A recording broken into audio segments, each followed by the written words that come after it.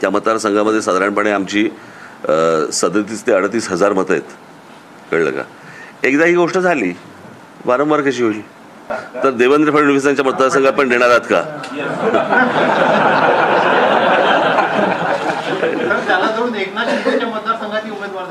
सगळ्या मतदारसंघांमध्ये उमेदवार देणार. कळलं का?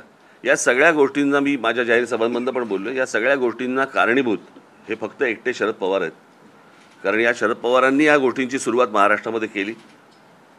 म्हणजे जेव्हा पुलोत्स्थापन झालं तेव्हापासून जर समजा आपण बघितलं तर तेव्हापासून म्हणजे 78ला पुलोत्स्थापन होणं, 78ला सरकार येणं, बरोबर.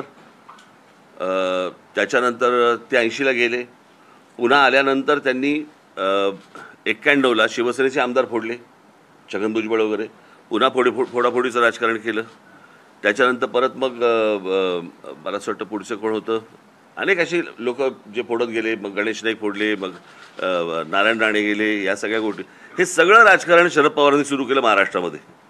आणि त्याच्यानंतर जातीचं विष देखील त्यांनीच कालवलं. दाखवले जात नव्हते. हे आत्ता एक बदलापूरचं प्रकरण आलं, अत्यंत दुर्दैवी. या ठेचलेच पाहिजे लोकांना.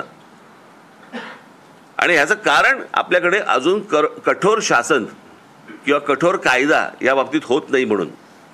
मग आता साधी गोष्ट आपण बघूया. त्या कोण ते दिल्लीत प्रकरण झालं होते, निर्भया प्रकरण. त्या निर्भया प्रकरणामध्ये त्या लोकांना कोण कळले, कशा प्रकारचा बलात्कार झाला हेही कळलं, किती निघृण प्रकारे झाला. त्याला फाशी कधी झाली, किती वर्षांनी झाली? आता एवढा जर समजा एका केसला जर डिले होत असेल, यांचं काय करायचं मला जरा सांगा.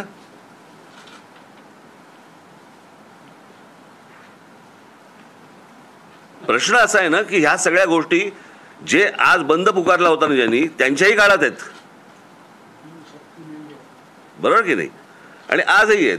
माझं फक्त एवढंच म्हणणं आहे, आत्ता जे रोजच्या रोज वर्तमानपत्रामध्ये जे सुरू आहे, आज इथे झाला, आज इथे झाला, आज इथे झाला, काही राजकारण आहे का त्याच्या मागे? येणाऱ्या निवडणुका आहेत का त्याच्या मागे? आपल्याला विषय काय संपवायचा आहे, ही गोष्ट होता कामा नये महाराष्ट्रामध्ये. हा विषय आपला महत्त्वाचा आहे. निवडणुका आल्या, आता सरकारला बदनाम करा या दृष्टिकोनात. मग ह्यांच्याही सरकारच्या काळामध्ये होतंच की. लॉकडाऊनच्या काळामध्ये उद्धव ठाकरेंचं सरकार होतं, त्याही काळामधला आकडा मी तुम्हाला दिला. त्याचं काय करणार? अर्थात ते आताच बंद असल्यामुळे त्यांनी बाहेर बंद टाकला नाही.